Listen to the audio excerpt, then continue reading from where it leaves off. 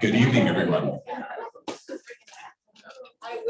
My name is Georgia Toews, sadly no immediate relation, and I'm the event coordinator here at McNally Robinson Booksellers. Before we begin, I would like to point out that McNally Robinson is located on Treaty 1 territory, the traditional territory of the Anishinaabe, Cree, Oji-Cree, Dakota, and Dene peoples, the homeland of the Métis Nation. In addition, McNally Robinson Booksellers itself rests on the land once occupied by the Métis community of Roostertown. We are gathered here tonight, both in person and virtually, to celebrate the Winnipeg launch of the debut novel from Georgia Toews. Hey, good luck out there. Published by Doubleday Canada. You may now applaud.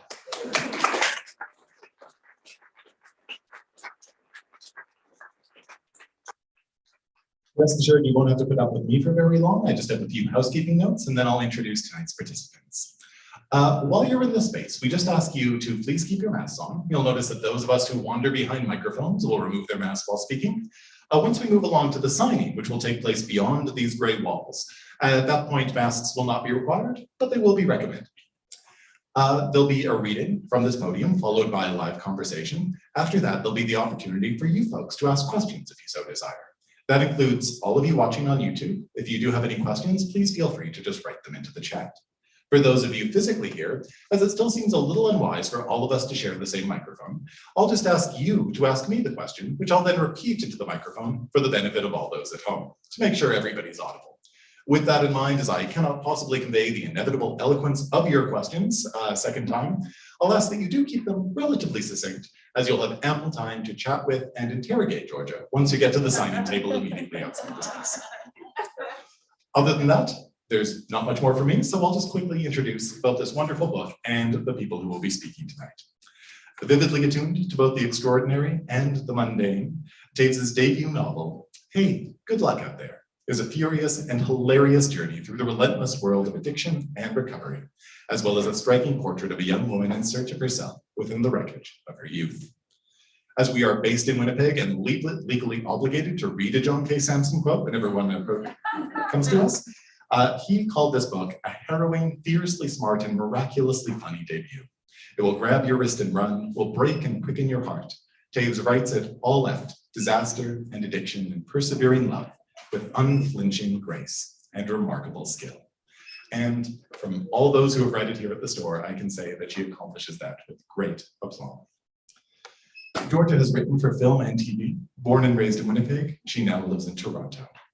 Your host for the evening, Jen Zoratti, is a Winnipeg Free Press columnist and the author of Next, a weekly newsletter looking forward toward a post-pandemic future. As a member of the Arts and Life department at the paper, Jen writes about how we live and the things that make life worth living.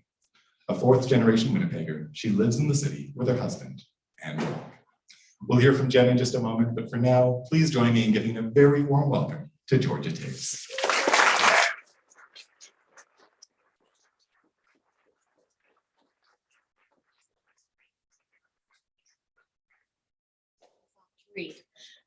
Hi, thank you all for coming, and thank you for that lovely introduction. He's gone. That was so impressive. But yeah, thank you very much. For everyone coming here. Before I read, I just feel like I should just say for you guys, for the people at home, it does, maybe mention some not fun things to hear. So just if you're listening, it's like a trigger warning. Is that a thing? I just felt like I should say that. So thank you for listening to that. And now I'll read and stop rambling. Probably not. I've been told to meet in the front foyer of the center after I restocked the bathrooms. Every new intake was required to have a blood test and see a doctor off-site to make sure we were physically capable to withstand our newfound routine and responsibilities. There were 6 of us gathered in total. Myself, 2 older women, a pissed off woman about my age named Ellen with a long face and a high, dark, severe bun secured on top of her head, a Stevie Nicks lookalike, and a chipper 20-something named Kate. Kate's fingernails were long and incredibly packed with dirt. Her hair was unwashed, and her thick bottle cap glasses were smudged. When she cheerfully smiled at me, she revealed thick layers of yellow plaque on otherwise straight teeth. The two older women were allowed to take a cab to the doctor's office on account of their limited mobility. The rest of us took public transit. A counselor doled out bus fare from a Ziploc bag filled with tokens. I watched as Kate's encrusted fingers grabbed three or four while the counselor was distracted watching the older women get into the cab. Go straight to the lab, then walk over to the doctor's office, then back here. No other stops. Do you ladies need a map? This was yet another counselor, and apart from the night counselor who had tried to fix our radiator, they all seemed so far to be blonde and mid-50s, though this one was much sterner than the others. I know where we're going, Kate said. The counselor sighed. She pulled me aside to hand me a map, just in case. We never used the map because Kate was another one of the center's frequent flyers and promised us she knew many shortcuts that would buy us some extra time to smoke. By the time we reached the lab, we were late, something the receptionist made clear she would be reporting back to the center. Kate started to cry. She hated giving blood. I looked at her badly done tattoos and various scars. I wanted to feel more empathy, but she was causing a scene amongst the general public, the elderly men and women getting blood drawn, the few do-gooders donating. Ellen looked at me and rolled her eyes. She had befriended me on the journey, enough to feel comfortable complaining about Kate after every so-called shortcut had proved useless.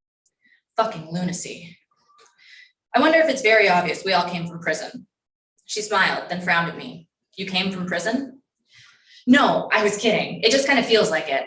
I just got a shitty early afternoon pizza party with my family telling me I was fucked up, and off I went. She seemed unimpressed. Rightly so. It was an unimpressive intervention. My father sighing sympathetically, my brother's hand on my shoulder, my mother gently telling me this was the only option. No more bailouts for rent or bills. A lot of pizza went untouched as I robotically hugged each silent family member and got in the car, too stunned to say much of anything. And here I was, picked up and placed, and now about to be poked by a weary-looking nurse.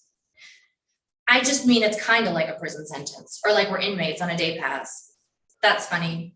Humiliating in its truth, but funny. Thanks. What are you in for? Don't they say that in prison? Ha, yeah, see? But just alcohol and drugs, mostly just the party stuff. Not really into psychedelics or like meth. Not into meth at all. I mean, there's nothing wrong with meth, like using it. I mean, you shouldn't use any drug, I guess. But meth is fine. Heard you get super strong, which has its perks. She seemed to take a while to digest what I had just rambled off at her before we were called to numbered chairs, side by side, separated by short dividers. We silently watched our blood drain. Only once we were done did she speak to me again. I'm not in for meth, strictly alcohol. I thought this program was exclusively for alcohol. Imagine my surprise. Kate had told us on the way that she was in for opiates, and she didn't really care which ones, just any type of pills, really. Benzos, uppers, downers, whatever she could get. Yeah, I guess sick is sick. I guess it is. I longed for Ellen to like me. She seemed to command respect somehow. I wish I hadn't told her meth had perks, but she made me nervous, as did the whole losing blood situation, as did just about everything. After the blood bank, we reconvened with the older, less mobile women at the doctor's office. The receptionist there also pointed out that we were late. Ellen's eyes seemed glued to the ceiling, stuck in a permanent role. If we hadn't spoken, I would have been concerned she was subtly seizing. Kate was telling Stevie Nicks the name of the tattooed animals on her unwashed arms. Nelson Mandelephant was a crudely done stick and poke piece that was wrapped around her wrist. The waiting room was the foyer of an old Victorian house. When it was my turn to see the doctor, I was taken into the basement. The shelves, instead of being adorned with medical books and doctorates, held at least 30 mason jars of what looked like urine, and 30 ashtrays filled exclusively with cashew nuts. Blood results. He held up a file ominously, fitting for a man with an apparent urine cashew fetish. Should I ask to eat one? Why else would they be displayed in such specific and overbearing quantities? But then I'd be stuck eating his piss nuts. Am I dying? Do you believe you are dying? Like, in a sense. Why do you believe you are dying? I just meant like, we're all dying, like death is inevitable, YOLO. YOLO? Like, ironically. Recent STI test, negative across the board. Of course you're pregnant, did you know that? I didn't know about the STIs, so that's a win. But yeah, yes, I knew about the other thing. 8 weeks, right. Have you thought about it? The fact that I'm pregnant? What your options are? I have an appointment next Thursday. With an OB? No, I'm only 22. It wasn't, I shrugged, hoping that small, simple movement was a clear enough plea for the conversation to end. I didn't really think it appropriate to share the memory of finding out I was pregnant, of my ex-boyfriend Chris threatening to kill me, the embryo, and himself, in various orders depending on his mood, of how I told Chris it was funny because if he hadn't raped me, we wouldn't be in this situation, and of how that made him madder, crueler. Well, other than that, you're healthy.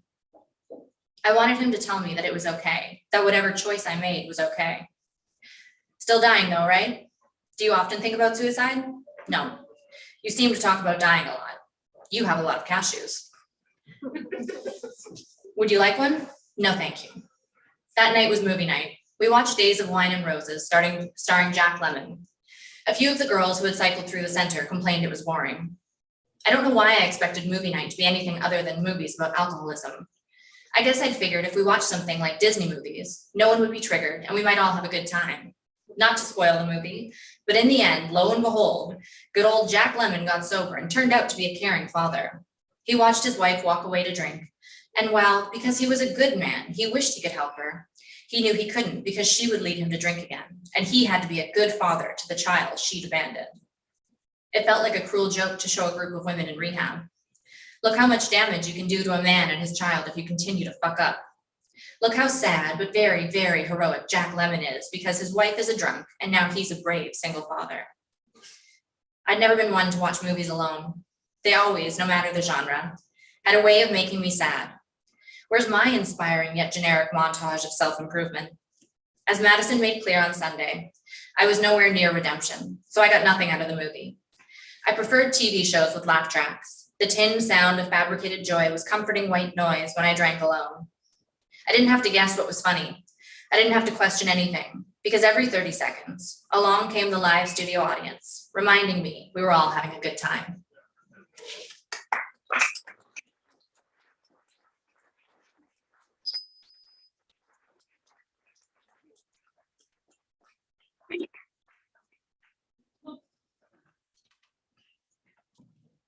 Oh, service, thank you. Thank you.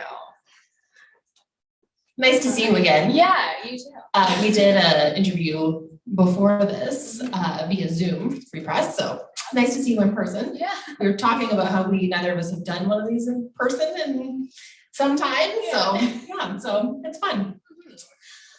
I want to start with the fact that you've been able to write a book about addiction, about rehab, what happens after rehab, and make it so funny.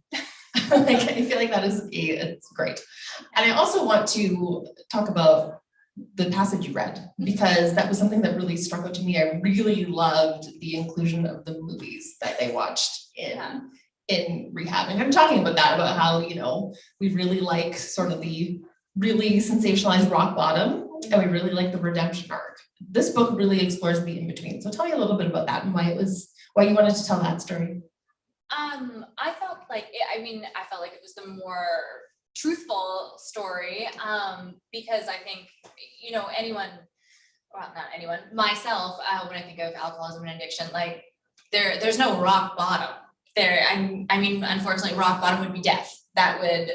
And so I think we see it presented in a way that like, this is the worst you can get. But when you're going through it, you're like, that's not too bad, which is terrible, but and then you have this arc, because again, I think that's what we want, and that's what we need to see, is that it can get better, and that's the ending. And I just think trying to explore that in between, it was a comfort for me to feel like this does exist, this in between time, and this nonlinear way of healing and recovering. And you know, when I wrote the book, again, I just tried to tell the truth as much as possible within fiction. And I mean, that was my truth. That it wasn't such a clean little. It's kind of like a write the book you wish to see in the world kind of thing. Yeah. I know that you've been very open about the fact that this book pulls from a lot of your life and a lot of your experiences going through what our narrator, she gets a name. What she goes through. So tell me a little bit about why fiction and why a novel versus a memoir. Yeah, well, I mean, first of all, a memoir, I just had this very traditional view. I'm like, well, I'm not famous. So I was like, no one needs to know. But it was hard for me. I knew I wanted to tell this story and explore these themes, but it was terrifying at first to put myself in it. I wanted to be as far away as possible, just like with my knowledge of alcoholism and addiction, but not putting anything of myself in it, not putting the world I knew, because that was getting into the book and trying to write. That was way too scary. And so it just kind of happened really organically, that through the process, realizing that I couldn't write like, Murakami and write these really cool dystopic short story things. I could just write like I could. It just kind of came about that, it was so much closer to myself. So the book is dedicated to your mom. I feel like everybody in a Winnipeg McNally Robinson probably knows who your mom is, but if you don't, it's author Miriam Toews. She read your first draft and gave you some important advice. So you talk a little bit more about that and kind of how it changed the shape of what this ended up being. Yeah, I mean, her advice has always been write what you know, which has just been what I had to do, and again, just admiring how she does it so flawlessly, and taking inspiration from that, and trying to write like myself. Like she mentioned, she early in her career, she tried to really write like Toni Morrison. So I think she saw me making that mistake and was like, don't do what I did, do better. No, I'm kidding. So yeah, that was definitely her advice, and seeing what she's done and how she's, processed and survived through her writing. I just kind of had to trust her process and kind of put that onto my own. As you did that through that process and kind of, running towards the danger a little bit more, right? That kind of grappling with the terror of recognizing yourself on the page. What was that process like? Just kind of as you got closer to what this is. Yeah, I mean, there was a lot of times like getting up from the computer and being like, oh, I'm sweating profusely. Just that feeling of like, oh no, I've done something. Like I need to take a seat, take a break from that. But it was good. It was, that feeling, even of just putting something on the page and feeling kind of that fear and that terror, and then surviving that. Yeah. And just being like, oh, now I want to do that again. Now realizing how beneficial that could be. Yeah. And it was, motivating for me. I'm like, okay, if this is how I feel, creating this, then maybe there is something to this. Maybe there is, I can put this excitement, and hopefully, that will be seen on the page. Reliving some of your experiences with, like, were there any like nervousness about people doing that thing that people do when they know that something's based in reality, where they're like, I wonder if that really happened, or this is fiction, or this is did that ever enter your mind at all? Or yeah. And that's why for a long time when people would ask what it was about, I would just be like, oh, it's sci-fi. And I had so much fun with that. Like that was a lot of fun for a while, just being like, there's aliens, Will Smith comes, it's just Mars attacks. But there was that fear definitely with being so vulnerable, and for having people question, because there's so many narratives that you build up this narrative of yourself, this identity, when you're an alcoholic and then in recovery. And then knowing that it's so close to you, but having people kind of pick apart what it is, it's right. It was a little scary. Yeah. Oh, I can imagine. Yeah. But everyone's been really nice. I'm not talking about you guys. Those guys, no. But yeah, that feeling of like, oh, I've done like the anxiety pits are real. Like, yeah. It's like, it's funny that you mentioned, aliens and sci-fi, because there is kind of a creature in this book. You mentioned before we started this chat that when you were recording the audiobook, you didn't really know what to do with the creature. Yeah, well, for me, it just, it's kind of this intrusive, this violence that I don't think I'm alone in feeling these thoughts and having this in your head. But to me, portraying it, this ultimate kind of violent, angry character. Unfortunately, not, you know, inspired by any of the men in my life, but it came off as a very masculine voice. And yeah, I'm thinking about reading it here. And then for the audiobook, I was a little worried that I'd have to be like, and now it's like, that's not how it sounds. I don't want you guys to pick that, but like, you do your own thing. But there was that fear in reading the audiobook of how to do that justice. And I think we did a good job. The voice you did is exactly how it sounded to me. Yeah. Slightly Southern. Yeah, like just, you know. Yeah. The journal. Mhm. I want to talk about the journal. The journal really cracked me up based on its appearance, a neon pink journal with "Let the Meat Cake" written on the front, and it's like sort of like, here's what you're gonna write your thoughts in rehab. But it kind of becomes another character in the book in a way, because that's where our narrator processes a lot of what she's feeling. And there's a real self-consciousness to it first, because it's like, I think the act, if you've ever kept a diary or written in a journal, it's a little bit like, do I talk to it? Is it what do you do? But yeah, tell me about that, sort of using that as yeah, I mean, that really, again, just through the process of writing the book, because again, I had all sorts of ways to try and explain this, you know, this addiction, alcoholism, like what does that feel like? What is that, you know, that constant war, but who are you fighting? And I really had to put it in something and somewhere. And it was kind of like through the process of writing, I was figuring it out. So it's like, oh, use the process of writing. It was kind of simple. But yeah, it just really, it came by organically, because I wanted her to have this outlet, to put all these voices, and I wanted it to be this physical thing. And you know, speaking of things that are real, I was given a bright pink journal, and I was kind of pissed off about it at the beginning. But now I'm sure I've hidden it away. I have no idea where it is, but I'm sure there's nothing good written in it. But so I did use that, and that was a really a good way to get into it, and to just kind of give it something to hold on to, these voices. It's interesting that you haven't revisited your journal from that time. Yeah, I mean, I don't want to revisit any of my work. I have a lot of my journals from childhood, and you know, it's mostly about block parties, and like some of my childhood friends are here being like, Caitlin said this to me. But I think it's, you know, for me, it's so important to get that out there. But when it is my own thing, and just to leave it, like just that act of writing it down, for myself, just my purely personal self, not even the writing, in my own recovery, it's kind of like I have to get it out and then just keep it moving.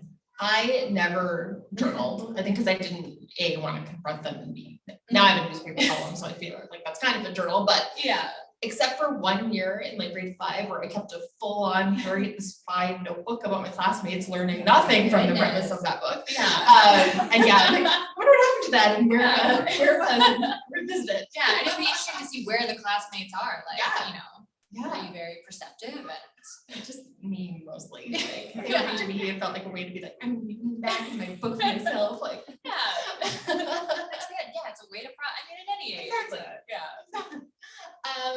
So the first half of the book is experience and rehab. The second part is the out there of the title, which, holy shit, like it really drives home how little there is after you're in sort of this cocoon of rehab where you're really supported. Your only job is to get sober, and you have every mechanism to keep you that way. And then you have to live like that in the world. So tell me a little bit about that, and kind of exploring that in your own life, but also in the book. Yeah, I mean, in the book, I mean, and in life, it's just shell shock. You get out, and it's very climatic, and you're out in the world now. And where you think it's like, I've done it, I've achieved 30 days. It's like, now do your whole life. And it's kind of like, okay. And again, it's this identity you've built that, you know, your whole narrative is that you don't have a problem, that, you know, this is fine. This isn't rock bottom. This is, you know, you can live through this. And then you have every single person telling you you're wrong. And then you get out, and it's like, okay, now I've agreed with you. Now what? And this identity that you've built to protect yourself is no longer, and you kind of have to rebuild. And you're on your own, which I think more the character is. I was so lucky to have my family, and that support. So I fared a little bit better than the character. But I really think it's just that complete loss of this world, this identity that you needed to survive. And then you're out in the world and you just have to be someone new, someone, maybe that people wanted you to be, and that pressure, it's just a constant pressure. Talk about pressure. Also, what about grief? Because I know you wrote a piece for the Globe and Mail about that, like kind of about sort of what you need to mourn from who you were before, but that it's not really like allowed to, like. Yeah, like, and that's the thing. It's, to survive, you have to tell yourself, like, this is okay. This is, what I'm feeling, what I'm doing. I'm not hurting other people to hurt them. I'm doing this to protect. And, I kind of rambled about this again on CBC Winnipeg, but it's like you're running through a forest and there's a bear chasing you, and it's going to kill you. It's a bear. That's what they do. And so you want to jump, into a waterfall, and that's how you're going to survive. But there's no bear. But you've lived your whole life wondering why people won't understand that you're trying to save yourself, that you're trying to. This is the only way. It may cause harm, but it's less harm than being maimed to death. And that's what's constantly going on, and it's embarrassing, and it's the guilt and the shame and the grief of that this whole life you've lived, you can't live that anymore, because look at what you've done, look at the destruction. But you learn to love that person, because that person, that alcoholic, that addict, that's all you had. And it's hard to let that go. It's hard to kind of reconcile with that and people telling you, they want you to be who you were. And it's like, well, what parts of me are there left to love if, if you don't want these pieces, but you want somebody like, and so it's such a confusing, hard time. And that, people, and no one wants to hear like, but I just missed, like, when I would drink, I was really funny. And like, no one wants to hear that because of the pain. And so you kind of have to hide that part away. Or, the jealousy for people who like, oh, you can just have a glass of wine. It's not a problem. Like, I think there's that too. And I think that's something that the narrator deals with a lot as well, because obviously we're in her mind a lot, right? Just sort of dealing with those feelings of shame, but also grief. And then, it's also one of the more heartbreaking pieces for me, and this was when she was really trying so hard to keep those friendships that she made in rehab. Because it is sort of that temporary community that kind of disbands right away. Tell me about writing about that and writing about some of the other women that populate this book, because there's so many amazing characters. I mean, I really wanted to not to exploit them, but to show like, that there is love there is support there, and that all these women, because I think again, like, the stigma of the women we see, or the people we see going through addictions, like we only see them in active, and that's kind of what we associate. But these women, like, they're real and they're capable of, of laughter and joy, and they could be mean, they could be kind, but like they are human beings. So to try and explore that, and to try and kind of show the different personalities and people, like, I mean, the women there, they meant so much to me. And at the same time, it was like, and then nothing. And then we go off, and it's almost like, we don't want to see, like, we're bonded by this kind of like, oh shit. And so it was, I had to be very, very careful with that, where, kind of writing about these women, to not take too much from my own experiences, but to really just try and show the support and the love, and that just the real aspect of the relationships between the women, that they're not just kumbaya, like, but that they're just normal. It's every day. It's, the girls in high school, the girls that you work with, and no, for sure. And it's also, what's great too, is that it has people from all walks of life, because it really shows that, I mean, alcoholism doesn't discriminate on age and circumstance, right? And so I think it's great that it includes those perspectives as well. I know that you wrote this book basically while you were having your kids. During labor, just like, I just have to meet that deadline. But that does give you kind of a hard deadline to finish something like that, right? I mean, yeah, because birth is really definitive. You can't be like, hold on, I gotta finish this draft. Yeah. Yeah, I mean, it was good to get it done while I was pregnant. I know we mentioned, like, I was so worried that, you know, this life, the creature, the voice, because it's there, it's always there. And it's just something you have to learn to live with.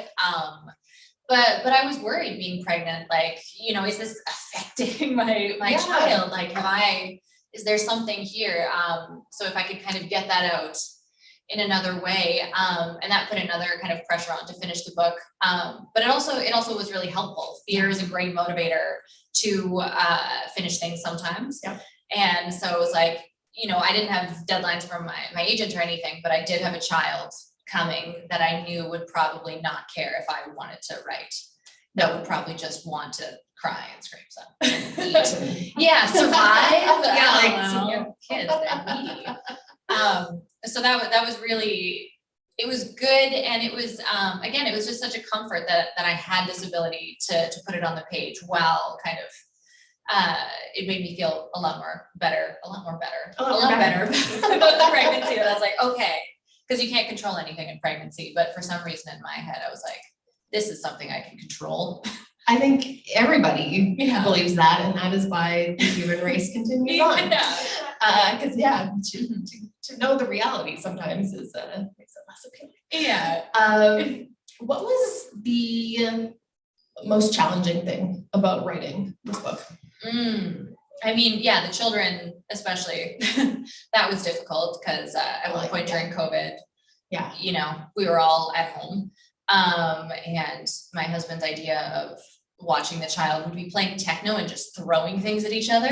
And so I was like, okay, so that was challenging in and of itself. Trying to write this, pouring my heart out. But I think really the challenging part was just trying to move through it, like putting myself there, but also not letting myself get in the way, trying to find that balance of, you know, this isn't me. And this story, these people, these relationships, they need to be as authentic as possible with what I know, but you know, I can't really paint it the way, I can't rewrite my own history. I can't rewrite, you know, what I wish would have happened. And so that was trying to find that balance of what can I put in and what can I kind of, you know, step away from and just kind of let the story do what it's going to do. Do you have a soft spot for any of the other women in the book? Tammy. Oh yeah, me too. Yeah.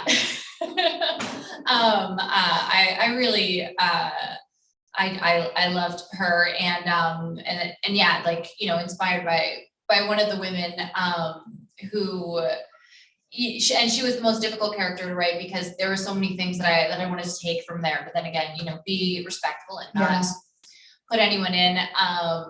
But she, I really liked her. She was really, because she just kind of told it like it is. Yeah. And, you know, she still wants to get better, but also like, you know, not in a, you know, very sincere way. Like, in that way that I was like, oh, this is refreshing. Like just someone who's so, for better or worse, totally herself. Conscious of time. Open it up to, there's an enormous clock. Right there. I wanted to ask too about, so you obviously have pulled from a lot of your life in your books. Your mom has done the same. We talked a little bit about this in our press interview, but the first time you read some of your mom's works, because she writes about her family, that's also your family. So like just that experience and also like thinking about your kids someday, maybe reading this. I mean, it's, they can read whatever they want. Obviously, once they can. They have no interest in that right now. My son was really disappointed that there was no pictures. It's like, oh, great book, Mom. But no, they can always read and talk about it. The same way my mother was generally pretty open, though I do remember my father catching me when I was younger, trying to read A Boy of Good Breeding, because there was a sex scene in it, and I was curious, and he was like, maybe not right now. And also being humiliated by that, being like, oh, my mom, I can't believe this. So I kind of hope that my kids are a little bit embarrassed, because that's, as a parent, you know, you're gonna do that regardless. Yeah.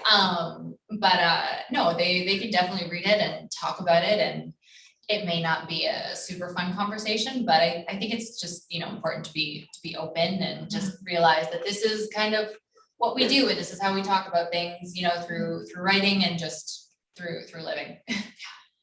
Writing fiction, is this something that you want to keep doing? Because I know, like, first book. I mean, definitely throughout, like, you know, the end of the editing process, I'm like, never again. It's long, but no, it definitely, it's a funny thing going through all this, and again, you know, just being so vulnerable. And there was times when I'm like, I don't know if I could put myself through the ringer, and then, you know, just talking to people being like, I'm so excited though, because I think I have this idea, and because it's just something you have to do. It's kind of when you get past kind of this part where you're putting yourself out there, and that terrifying part, really, to write is just, it's just what I think, what I have to do at any point. You know, whether it is a book, maybe it's just me again, just rambling, the tape recorders or something, but yeah, I always hope that I can do it, and that it continues to work for me in such a way that is just really good for me. So I know your background is comedy. Yeah. And which is no surprise, because the book is obviously very funny. But yeah, just kind of making that transition from, you know, telling jokes on the stage versus telling jokes in a book where you don't get the laugh right away. You may get the laugh 3 years from now, and you can't hear it because it's in someone's home. So yeah, just kind of that experience. I mean, it was like, it's a terribly dark thing to say that I've told to some people, because some people do know me as a stand-up comic, and they were like, I just can't wait to read your book. It's gonna be so funny. And I'm just holding it. I'm like, have fun. Like, here it is.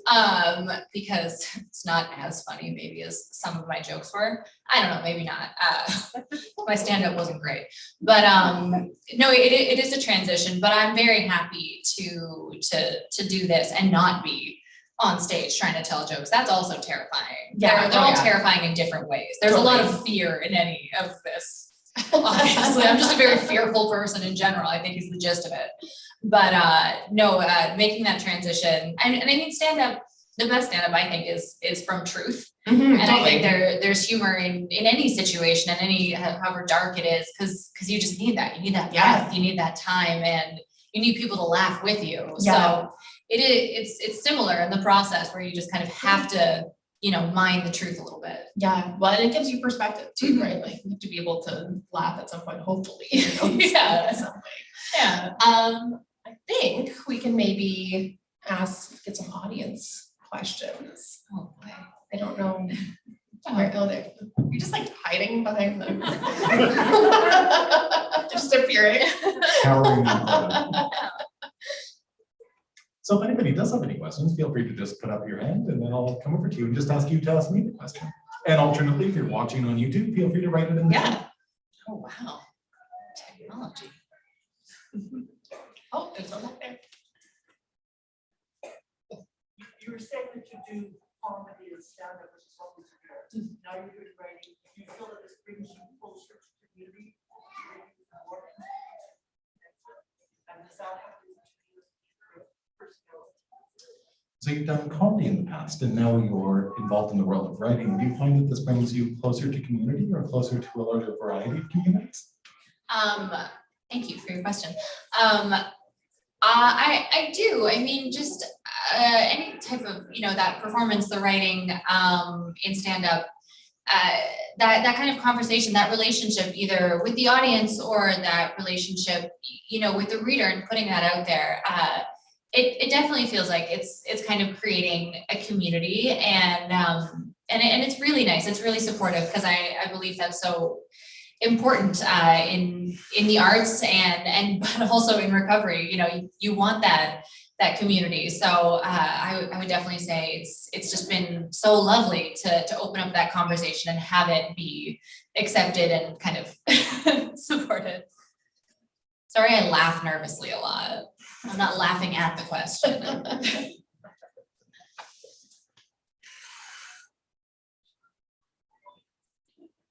Is there anything you would do differently with your next book?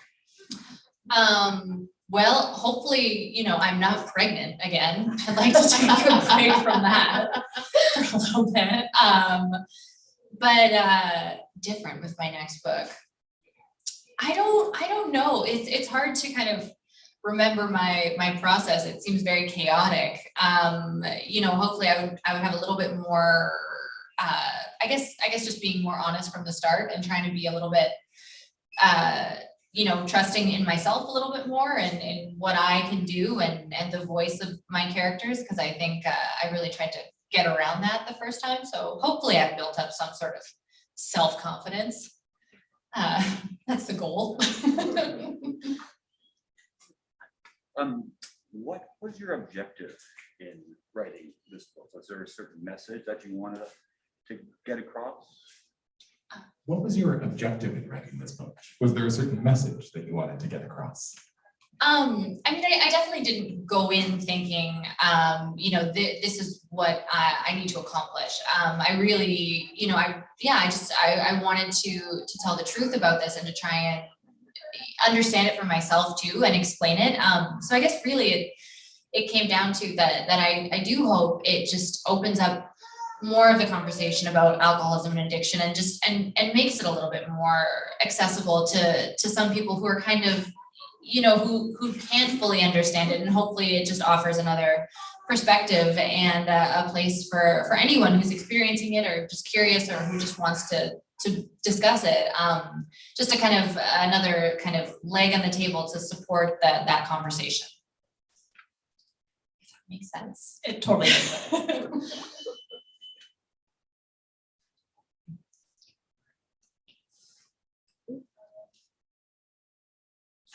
Were there any other questions in the room or online? Mm-hmm.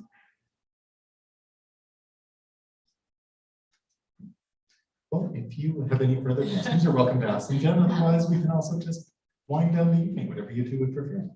Well, I can always keep asking you questions. Like, questions here. Was there anything that you wanted to talk about that we haven't chatted about yet? I don't think so. I have a question for you. No, I don't think so. Again, this is all kind of new to me, so I didn't come prepared with my own thoughts or questions. I'm just an empty vessel at this point. I have no more thoughts. But no, I wanted to say, thank you to you and thank you to everyone, to John for having me, everyone at McNally, and for all of you guys to come out and the support. I'm trying to not be emotional, but seeing everyone and just having that support is really, really nice.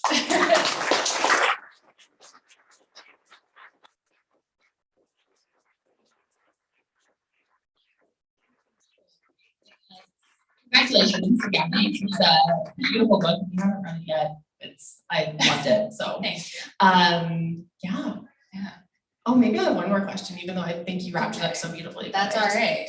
Yeah, I'll just the response that you've received to this so far. Like, have you heard from readers who what has the response been like, and what has that meant after living with this for so long and having it actually be out in the world? Well, I'll admit I've tried to avoid the internet and reading responses because it's overwhelming. I love, it's so nice to hear if it's helpful or if it's interesting or anything like that. But it also is very scary for a first-time novelist to go onto the internet and see what does, Hawkeye think of me? I don't know. There's a lot of people out there. But so far, the response has been really lovely, and not that, I wrote this book so much for myself, but it is nice. And, it's nice for me when I do think of the women and I think of the people I've been, if, I know some of them maybe aren't in a great place, and just if they could feel that support and that love, that's really nice for me to just think about and to know that that's out there for them. So. Georgia, this is so great. It's always so great to talk to you. Thank you. Yeah. Thank you for this, and thank you to all of you for coming out. And I will let you sign some books. Okay.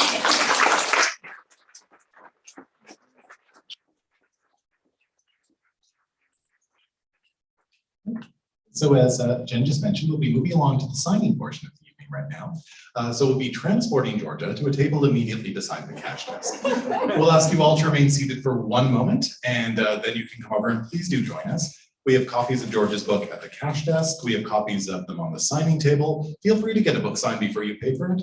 Please pay for the book. Other than that, thank you all so very much for joining us here in this space, live on YouTube. I'd like to express special thanks, of course, to Jen Zoratti for her effortless hosting tonight.